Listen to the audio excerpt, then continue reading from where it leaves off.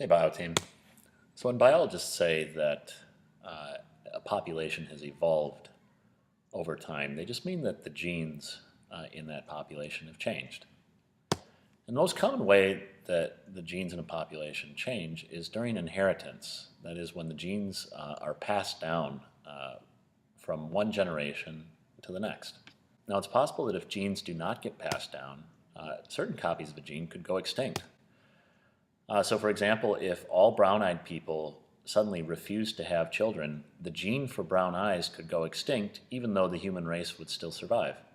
Now there's a couple of different forces that can determine whether a gene is inherited through multiple generations or goes extinct. The first of these forces is natural selection, which is when nature selects genes that build competitive proteins. But it's also possible for artificial selection to occur, which is when humans select the genes for whatever proteins humans want in a population. So for example, Chihuahuas exist mainly because humans only let dogs with genes for tiny skeletons breed with each other. And last, it's possible that a gene survives or a gene goes extinct just through random chance. And this is most prevalent in very tiny populations. So for example, if a lightning strike were to kill the only blue-eyed person living on an island, the gene for blue eyes on that island would then be extinct.